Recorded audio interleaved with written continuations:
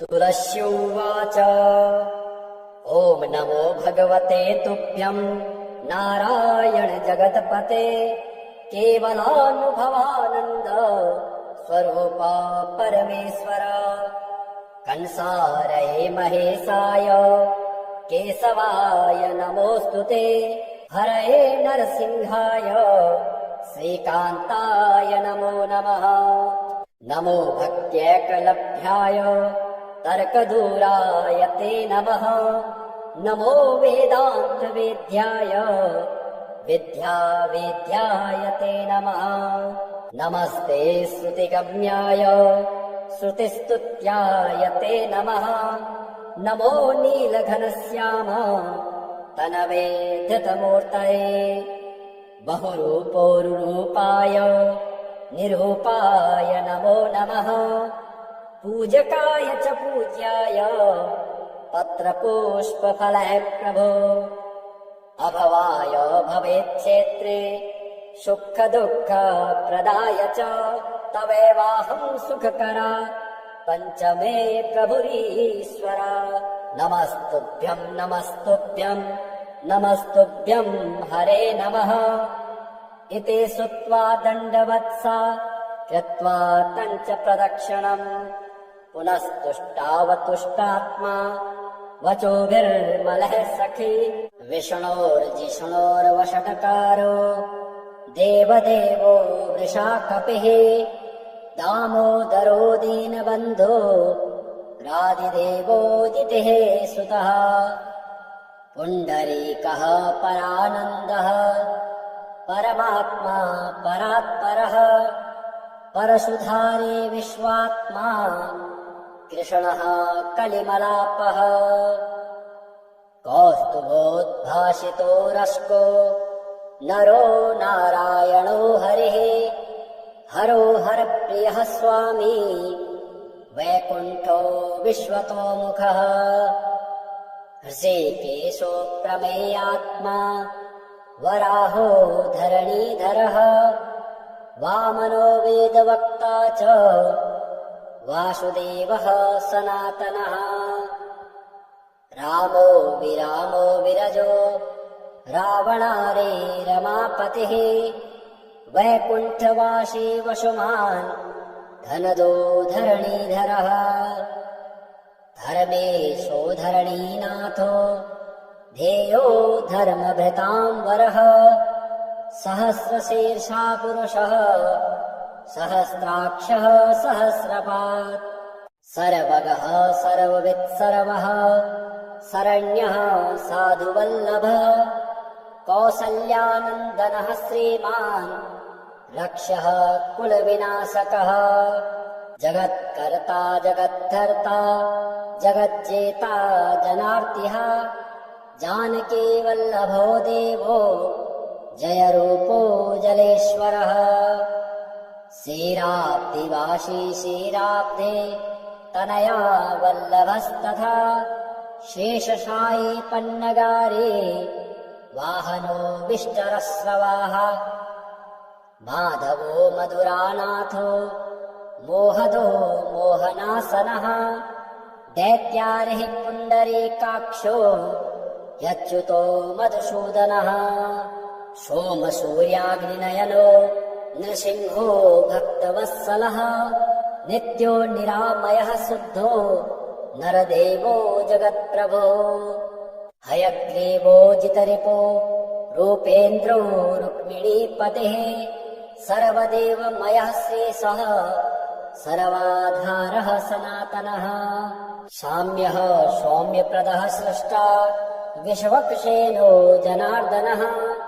यशोदात्तनयो योगे योगशास्त्रपरायणः रुद्रात्मको रुद्रमूर्तिः राघवो मधुसूदनः इति ते कथितं दिव्यम् नाम्नामष्टोत्तरम् शतम् सर्वपापहरं पुण्यम् विष्णोर्मिततेजसः दुःखदारिद्र्यदौर्भाग्य नाशनं सुखवर्धन सर्वसम्पत्करं सौम्यं महापातकनाशनम् प्रातरुत्थाय विप्रेन्द्र पठेदेकाग्रमानसः तस्य नश्यन्ति विपदाम् राशयः सिद्धिमाप्नुयात्। श्रीविष्णुरक्षास्तोत्रम् अथवा केशवाद्येस्तु रक्षाम् कुर्यात् प्रयत्नतः। केशवः पातु पादौ मे जङ्घे नारायणोऽवतु माधवो मे कटिम् पातु गोविन्दो गुह्यमेव च नाभिम् विष्णुश्च मे पातु जठरम् मधुसूदनः ओरो त्रिविक्रमः पातु हृदयम् पातु मे नरः श्रीधरः पातु कण्ठम् च हृषीकेशो मुखम् मम पद्मनाभस्तनौ पातु शीर्षम् दामोदरोऽवतु एवम् विन्यस्य चाङ्गेषु जपकाले तु साधकः निर्भयो जायते भूता वेतालग्रहराक्षसात् पुनर्निर्निसत्प्रयतनेन ध्यानम् कुर्वन् समाहितः पुरस्तात् केशवः पातु चक्रे जाम्बोनदप्रभः पश्चान्नारायणः शङ्खे नीलजीमूतसन्निभः ऊर्ध्वमिन्देवरः श्यामो माधवस्तो गदाधरः गोविन्दो दक्षिणे पार्श्वे धन्वे चन्द्रप्रभो महान् उत्तरे हरधृग्विष्णुः पद्मकिञ्जलकमसन्निभः आग्नेय्यामरविन्दाक्षो मुसले मधुसूदनः त्रिविक्रमः खड्गपाणिर्नैऋत्याम् ज्वलनप्रभः वायव्याम् माधवो वज्री तरुणादित्यसन्निभः एशान्याम् पुण्डरीकाक्ष्यः श्रीधरः पट्टिषायुधः विद्युतप्रभो हृषीकेश ऊर्ध्वे पातु समुद्गरः अधश्च पद्मनाभो मे सहस्रांशुसमप्रभः सर्वायुधः सर्वशक्तिः सर्वाद्यः सर्वतोमुखः इन्द्रगोपप्रभः पायात् पाशहस्तोपराजितः स बाह्याभ्यन्तरे देहमव्याद्दामोदरो हरिः एवम् सर्वत्र निश्छिद्रम् नाम 12 पञ्जरम् प्रविष्टोऽहम् न मे किञ्चिद भयमस्ति कदाचन एवम् रक्ष्या विधायाथ दुर्धर्षो जायते नरः सर्वेषु नृहरेर्मन्त्र वर्गेष्वेवम् विधिर्मतः श्रीविष्णुकवचस्तोत्र शान्ताकारम् भुजगशयनम् पद्मनाभम् सुरेशम् विश्वाधारम् गगनसदृशम् मेघवर्णम् शुभाङ्गम् लक्ष्मीकान्तम् कमलनयनम् योगिभिर्ध्यानगम्यम् वन्दे विष्णुम् भवभयहरम् सर्वलोकैकनाथम् मेघश्यामम् पीतकौशेयवासम् श्रीवत्साङ्गम् कौस्तुभोद्भासिताङ्गम् पुण्योपेतम् पुण्डरीकायताक्ष्यम् विष्णुम् वन्दे सर्वलोकैकनाथम् शशङ्खचक्रम् सकिरीटकुण्डलम् सपीतवस्त्रम् सरसेरुहेक्षणम् सहारवक्षस्थलशोभिकौस्तुभम् नमामि विष्णुम् शिरसा चतुर्भुजम् ॐ पूर्वतो माम् हरिः पातो पश्चात् श्रीः सदक्षिणे श्रीकृष्ण उत्तरे पातो श्रीगो विष्णुश्च सर्वशः ऊर्ध्वम् मे नन्दनी पातो अधस्तात् सारङ्भृत सदा पादौ पातु सरोजाङ्गे अङ्गे पातु जनार्दनः जानुनी मे जगन्नाथ उरो पातु त्रिविक्रमः गुह्यम् पातु हृषीकेशः पृष्ठम् पातु ममाव्ययः पातु नाभिम् ममानन्तः कुक्ष्यम् राक्षसमर्दनः दामोदरो मे हृदयम् वक्ष्यः पातु नृकेशरी करौ मे कालियारातिः भुजो भक्तार्थिभञ्जनः कण्ठम् कालाम्बुदश्यामः स्कन्धौ मे स्कन्समर्दनः नारायणो मे व्यान्नासाम् कर्णो मे च प्रभञ्जनः कपालम् पातु वैकुण्ठः जिह्वाम् पातु दयानिधिः हास्यम् दशास्य हन्ताव्यात् नेत्रे मे पद्मलोचनः ध्रुवौ मे पातु भूमा च ललाटम् मे सदाच्युतः मुखम् मे पातु गोविन्दः शिखाम् गरुडवाहनः माम् शेषसायि सर्वेभ्यो व्याधिभ्यो भक्तवत्सलः पिशाचग्निज्वरेभ्यो माम् आपदिभ्योऽवतु माधवः सर्वेभ्यो दुरितेभ्यश्च पातु माम् पुरुषोत्तमः इदम् श्रीविष्णुकवचम् सर्वमङ्गलदायकम् सर्वरोगप्रशमनम् सर्वशत्रुविनाशनम् एवम् जजापि यत्तत्काले स्यात् परश्चाक्षरम् परम् त्रिसन्ध्यम् यः पठेच्छुद्धः सर्वत्र विजयी भवेत्। श्रीविष्णुमायास्तोत्र।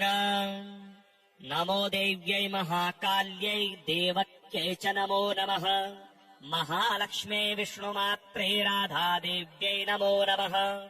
रेवत्यै पुष्पवत्यै च स्वर्णवत्यै नमो नमः। कामाक्षायै च मायायै नमो मात्रे नमो नमः।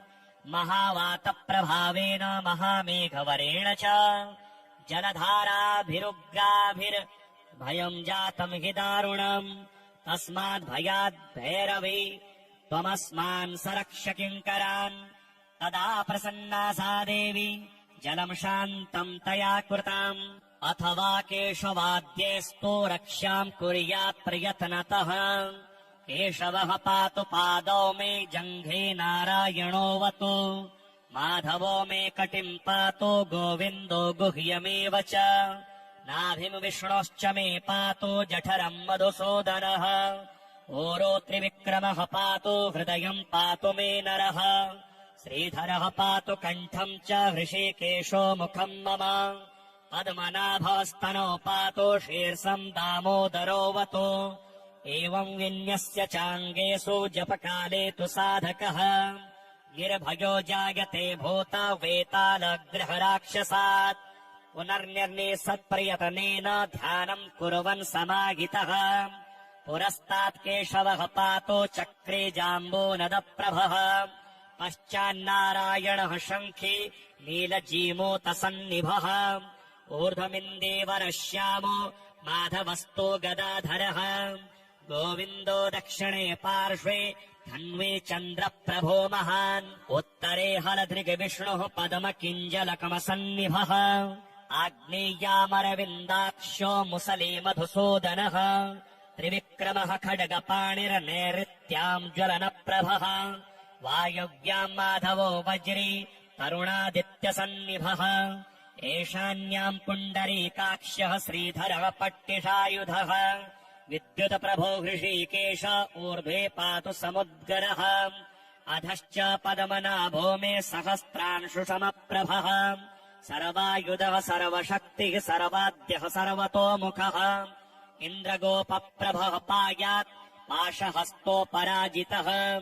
स बाह्याभ्यन्तरे देहमव्याद्दामोदरो हरिः। एवम् सर्वत्र निश्छिद्रम् नाम 12 पञ्जरम्।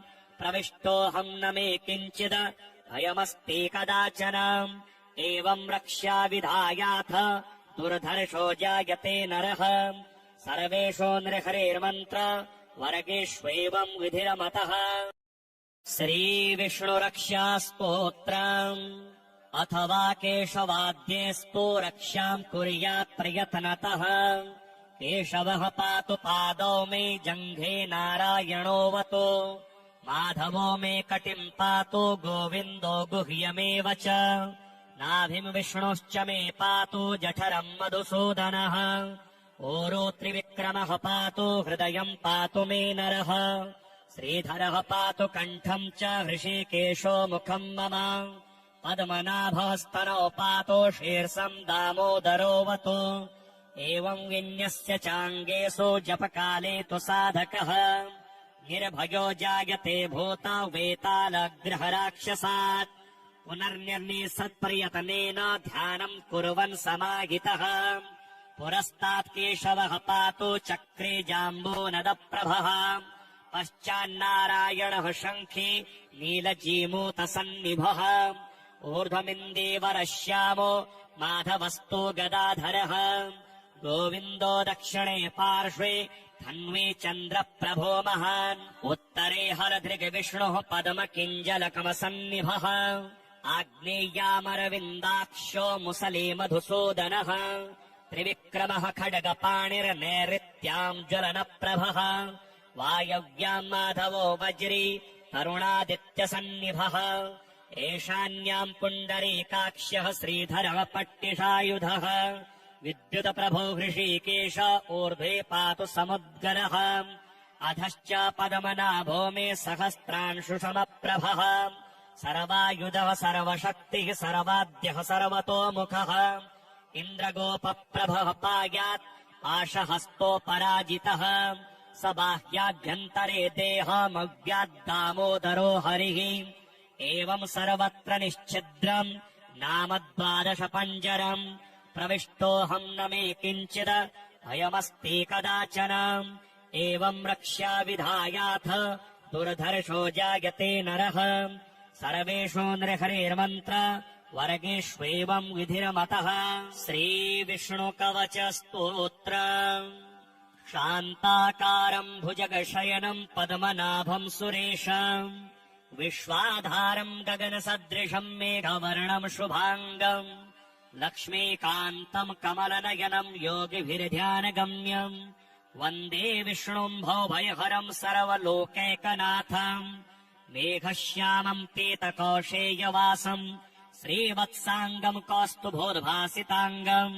पुण्योपेतम् पुण्डरीकायताक्ष्यम् विष्णुम् वन्दे सर्वलोकैकनाथम् शशङ्खचक्रम् सकिरीटकुण्डलम् सपीतवस्त्रम् सरसेरुहेक्षणम् सहारवक्षस्थलशोभिकौस्तुभम् नमामि विष्णुम् शिरसा चतुर्भुजम् ॐ पूर्वतो माम् हरिः पातो पश्चात् श्रीः सदक्षिणे श्रीकृष्ण उत्तरे पातो श्रीगो विष्णुश्च सर्वशः ऊर्ध्वम् मे नन्दने पातो अधस्तात् सारङ्भृत सदा पादौ पातु सरोजाङ्गे अङ्गे पातु जनार्दनः जानुनी मे जगन्नाथ उरो पातु त्रिविक्रमः गुह्यम् पातु हृषीकेशः पृष्ठम् पातु ममाव्ययः पातु नाभिम् ममानन्तः कुक्ष्यम् राक्षसमर्दनः दामोदरो मे हृदयम् वक्ष्यः पातु नृकेशरी करौ मे कालियारातिः भुजो भक्तार्थिभञ्जनः कण्ठम् कालाम्बुदश्यामः स्कन्धौ मे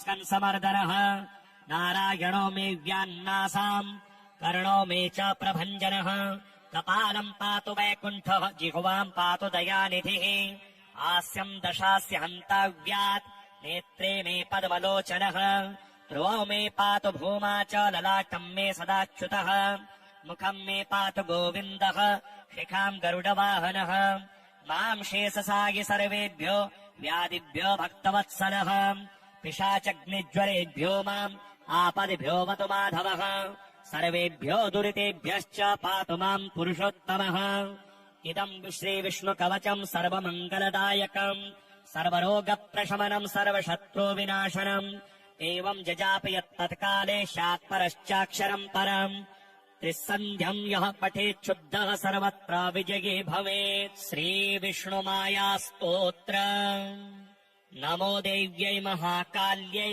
देवक्यै च नमो नमः महालक्ष्म्यै विष्णुमात्रे राधादेव्यै नमो नमः रेवत्यै पुष्पवत्यै च स्वर्णवत्यै नमो नमः कामाक्षायै च मायायै नमो मात्रे नमो नमः महावातप्रभावेन महामेघवरेण च जलधाराभिरुग्राभिर्भयम् जातम् हि दारुणम् तस्माद्भयाद् भैरवी त्वमस्मान् सरक्ष किङ्करान् तदा प्रसन्ना सा देवी जलम् शान्तम् तया कृताम् अथवा केशवाद्यैस्तो रक्ष्याम् कुर्यात् प्रयत्नतः केशवः पातु पादौ मे जङ्घे नारायणोऽवतु माधवो मे कटिम् पातु गोविन्दो गुह्यमेव च नाभिम् विष्णोश्च मे पातु जठरम् मधुसूदनः ओरो त्रिविक्रमः पातु हृदयम् पातु मे नरः श्रीधरः पातु कण्ठम् च हृषीकेशो मुखम् मम पद्मनाभस्तनौ पातु शीर्षम् दामोदरोऽवतु एवम् विन्यस्य चाङ्गेषु जपकाले तु साधकः गिर्भयो जायते भूत वेतालग्रहराक्षसात् पुनर्निर्निसत्प्रयतनेन ध्यानम् कुर्वन् समाहितः पुरस्तात् केशवः पातो चक्रे जाम्बूनदप्रभः पश्चान्नारायणः शङ्खी नीलजीमूतसन्निभः ऊर्ध्वमिन्दीवरः श्यामो माधवस्तो गदाधरः गोविन्दो दक्षिणे पार्श्वे धन्वे चन्द्रप्रभो महान् उत्तरे हलधृग्विष्णुः पद्मकिञ्जलकमसन्निभः आग्नेय्यामरविन्दाक्षो मुसले मधुसूदनः त्रिविक्रमः खड्गपाणिर्नैऋत्याम् ज्वलनप्रभः वायव्याम् माधवो वज्री तरुणादित्यसन्निभः एशान्याम् पुण्डरीकाक्ष्यः श्रीधरः पट्टिषायुधः विद्युतप्रभो हृषीकेश ऊर्ध्वे पातु समुद्गरः अधश्च पद्मनाभो मे सहस्रांशुसमप्रभः सर्वायुधः सर्वशक्तिः सर्वाद्यः सर्वतोमुखः इन्द्रगोपप्रभः पायात् पाशहस्तोपराजितः स बाह्याभ्यन्तरे देहमव्याद्दामोदरो हरिः एवम् सर्वत्र निश्छिद्रम् नाम 12 पञ्जरम् प्रविष्टोऽहम् न मे किञ्चित् भयमस्ति कदाचन एवम् रक्ष्या विधायाथ दुर्धर्षो जायते नरः सर्वेषु नृहरेर्मन्त्र वर्गेष्वेवम् विधिरमतः श्रीविष्णुरक्षास्तोत्रम् अथवा केशवाद्येस्तु रक्षाम् कुर्यात् प्रयत्नतः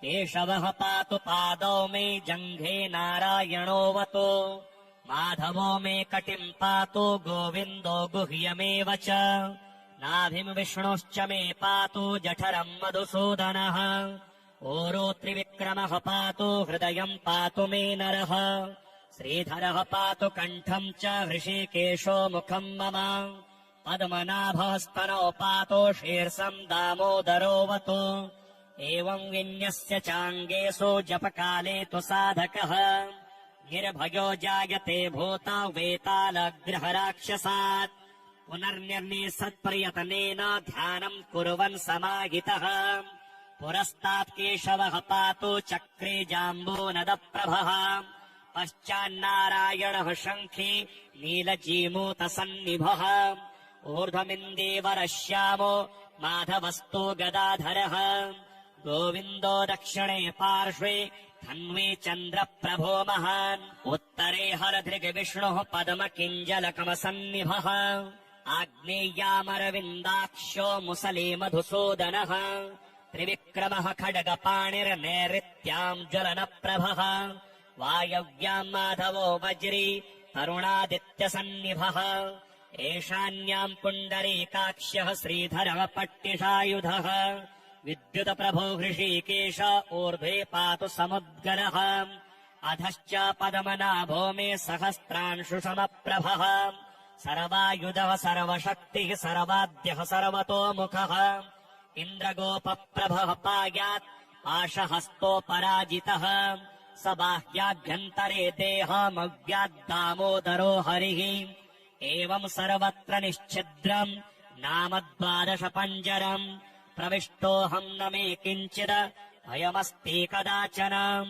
एवम् रक्ष्या विधायाथ दुर्धर्षो जायते नरः सर्वेषु नृहरेर्मन्त्र वर्गेष्वेवम् विधिरमतः श्रीविष्णुकवचस्तोत्र शान्ताकारम् भुजगशयनम् पद्मनाभम् सुरेशम् विश्वाधारम् गगनसदृशम् मेघवर्णम् शुभाङ्गम् लक्ष्मीकान्तम् कमलनयनम् योगिभिर्ध्यानगम्यम् वन्दे विष्णुम् भवभयहरम् सर्वलोकैकनाथम् मेघश्यामम् पीतकौशेयवासम् श्रीवत्साङ्गम् कौस्तुभोद्भासिताङ्गम् पुण्योपेतम् पुण्डरीकायताक्ष्यम् विष्णुम् वन्दे सर्वलोकैकनाथम् शशङ्खचक्रम् सकिरीटकुण्डलम् सपीतवस्त्रम् सरसेरुहेक्षणम् सहारवक्षस्थलशोभिकौस्तुभम् नमामि विष्णुम् शिरसा चतुर्भुजम्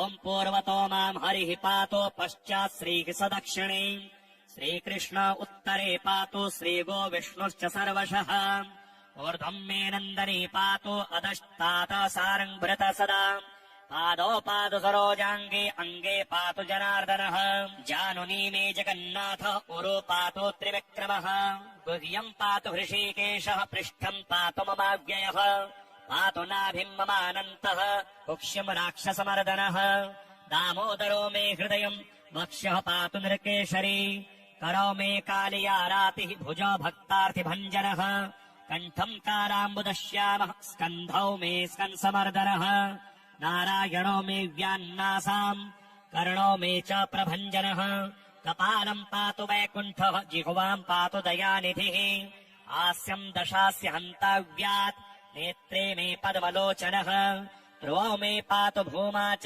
ललाटम् मे सदाच्युतः मुखम् मे पातु गोविन्दः शिखाम् गरुडवाहनः माम् शेषसागि सर्वेभ्यो व्याधिभ्यो भक्तवत्सलः पिशाचग्निज्वरेभ्यो माम् आपदिभ्यो वतु माधवः सर्वेभ्यो दुरितेभ्यश्च पातु माम् पुरुषोत्तमः इदम् श्रीविष्णुकवचम् सर्वमङ्गलदायकम् सर्वरोगप्रशमनम् सर्वशत्रुविनाशनम् एवम् जजापि यत्तत्काले स्यात्परश्चाक्षरम् परम् त्रिसन्ध्यम् यः पठेच्छुद्धः सर्वत्र विजयी भवेत् श्रीविष्णुमायास्तोत्र नमो देव्यै महाकाल्यै देवक्यै च नमो नमः महालक्ष्म्यै विष्णुमात्रे राधादेव्यै नमो नमः रेवत्यै पुष्पवत्यै च स्वर्णवत्यै नमो नमः कामाक्षायै च मायायै नमो मात्रे नमो नमः महावातप्रभावेन महामेघवरेण च जलधाराभिरुग्राभिर्भयम् जातम् हि दारुणम् तस्माद्भयाद्भैरवी त्वमस्मान् सरक्ष किङ्करान् तदा प्रसन्ना सा देवी जलम् शान्तम् तया कृताम् अथवा केशवाद्येस्तु रक्ष्याम् कुर्यात् प्रयत्नतः केशवः पातु पादौ मे जङ्घे नारायणोऽवतु माधवो मे कटिम् पातु गोविन्दो गुह्यमेव च नाभिम् विष्णोश्च मे पातु जठरम् मधुसूदनः ओरो त्रिविक्रमः पातु हृदयम् पातु मे नरः श्रीधरः पातु कण्ठम् च हृषीकेशो मुखम् मम पद्मनाभस्तनौ पातु शीर्षम् दामोदरोऽवतु एवम् विन्यस्य चाङ्गेषु जपकाले तु साधकः निर्भयो जायते भूत वेतालग्रहराक्षसात् पुनर्निर्निसत्प्रयतनेन ध्यानम् कुर्वन् समाहितः पुरस्तात् केशवः पातो चक्रे जाम्बूनदप्रभः पश्चान्नारायणः शङ्खी नीलजीमूतसन्निभः ऊर्ध्वमिन्दीवरः श्यामो माधवस्तो गदाधरः गोविन्दो दक्षिणे पार्श्वे धन्वी चन्द्रप्रभो महान् उत्तरे हलधृग्विष्णुः पद्मकिञ्जलकमसन्निभः आग्नेय्यामरविन्दाक्षो मुसले मधुसूदनः त्रिविक्रमः खड्गपाणिर्नैऋत्याम् ज्वलनप्रभः वायव्याम् माधवो वज्री तरुणादित्यसन्निभः एशान्याम् पुण्डरीकाक्षः श्रीधरः पट्टिषायुधः विद्युतप्रभो हृषीकेश ऊर्ध्वे पातु समुद्गरः अधश्च पद्मनाभो मे सहस्रांशुसमप्रभः सर्वायुधः सर्वशक्तिः सर्वाद्यः सर्वतोमुखः इन्द्रगोपप्रभः पायात् पाशहस्तोपराजितः स बाह्याभ्यन्तरे देहमव्याद्दामोदरो हरिः एवम् सर्वत्र निश्छिद्रम् नाम 12 पञ्जरम् प्रविष्टोऽहम् न मे किञ्चिद भयमस्ति कदाचन एवम् रक्ष्या विधायाथ दुर्धर्षो जायते नरः सर्वेषु नृहरेर्मन्त्र वर्गेष्वेवम् विधिरमतः।